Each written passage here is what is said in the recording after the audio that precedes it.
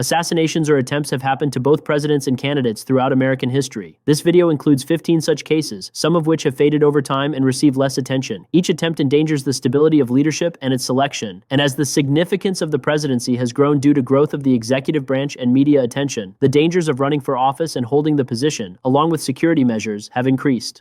Number 1. Andrew Jackson. On January 30th, 1835, Richard Lawrence attempted to assassinate the 7th President of the United States. Lawrence exhibited paranoia, expressed imaginative conspiracy theories of fantasy, and believed President Jackson had stopped him from obtaining money. During a funeral service held in the Capitol building for Congressman Warren R. Davis, Lawrence approached Jackson with 2 pistols, but both misfired. The president, who was 67 then, fought against Lawrence with his cane. Officials apprehended the attacker and later found him not guilty because of insanity. The president believed opponents arranged the attempt, while critics thought that Jackson staged the event for pity. Number 2. Abraham Lincoln. On April 14, 1865, John Wilkes Booth assassinated Abraham Lincoln while the president attended a play at Ford's Theater in Washington, D.C. Booth, a Confederate sympathizer and actor, shot Lincoln in the head from behind with a Derringer pistol. The attack mortally wounded the president, who died the next day. Booth then fled the scene, setting off a massive search. Authorities eventually tracked down and killed Booth in a confrontation with Union soldiers. Lincoln's death involved a larger conspiracy, as authorities identified and tried 8 other people who either assisted or had planned to carry out other actions against different members of the administration. Historically, the assassination occurred with the winding down of the Civil War and the beginning of Reconstruction, leading to a different path under Andrew Johnson. Number 3. James A. Garfield. On July 2, 1881, Charles J. Guiteau, a disillusioned job seeker, shot President Garfield twice at a train station in Washington, D.C.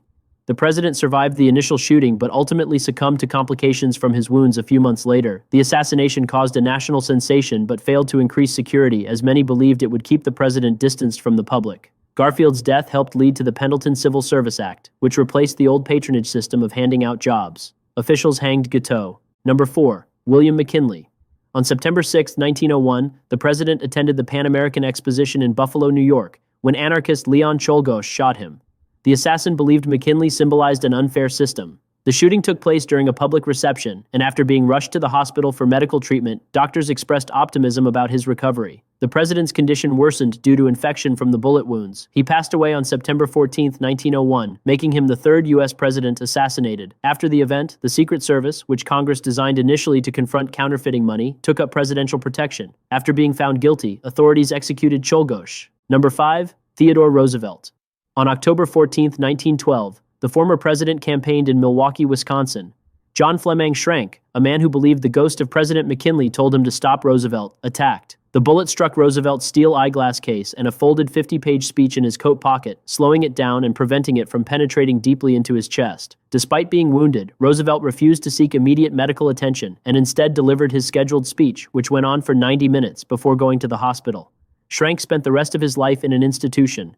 Number 6. Franklin D. Roosevelt. On February 15, 1933, Giuseppe Zangara, a man who opposed authority and capitalists, attempted to assassinate President-elect Franklin D. Roosevelt in Miami, Florida. However, Zangara's aim was off, and combined with interference from audience members, he instead shot Chicago Mayor Anton Cermak and others. Cermak later died from his wounds. Authorities later found Zangara guilty and executed him. Number 7. Harry S. Truman. On November 1, 1950, 2 Puerto Rican nationalists, Oscar Collazo and Griselio Torresola, attempted to assassinate the president. They approached the Blair House, where Truman stayed during renovations to the White House. After a gunfire exchange with Secret Service agents, Torresola and an officer died. Authorities apprehended and injured Collazo. After the trial, Truman commuted a death sentence to life in prison. President Carter commuted his sentence to time served in 1979. Number 8. John F. Kennedy. On November 22, 1963, the 35th president was assassinated while riding in a motorcade in Dallas, Texas.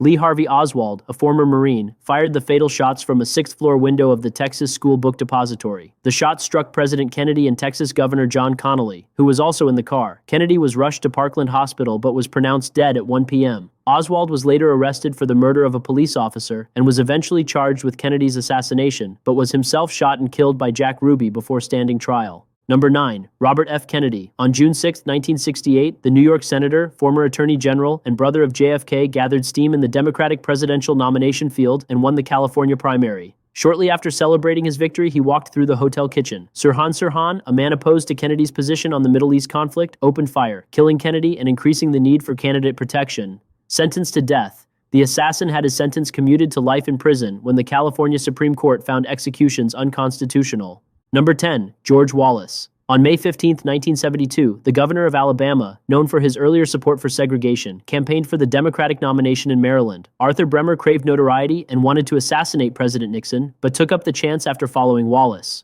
Wounding 3 and paralyzing Wallace from the waist down, Bremer served 35 years in prison, and authorities released him in 2007.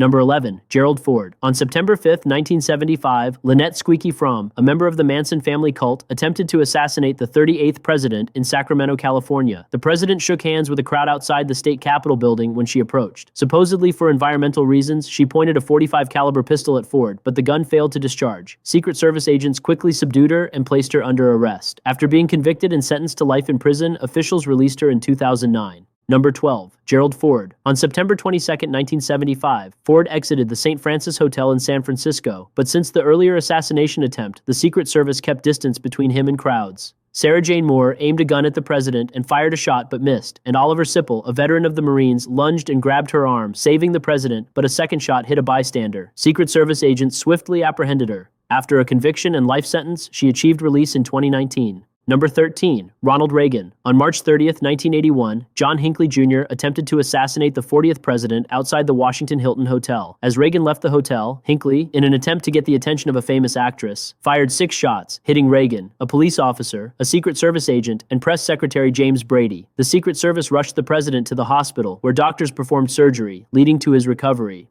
The court found Hinckley not guilty because of insanity and confined him to a psychiatric institution, but officials released him in 2016. Number 14. George W. Bush. Vladimir Arutyunian, a citizen of the country of Georgia, attempted to assassinate the 43rd president. In 2005, during Bush's visit to Tbilisi, Georgia, Arutyunian threw a live hand grenade towards the podium. The grenade did not detonate, and authorities later apprehended and sentenced him to life in prison for the assassination attempt.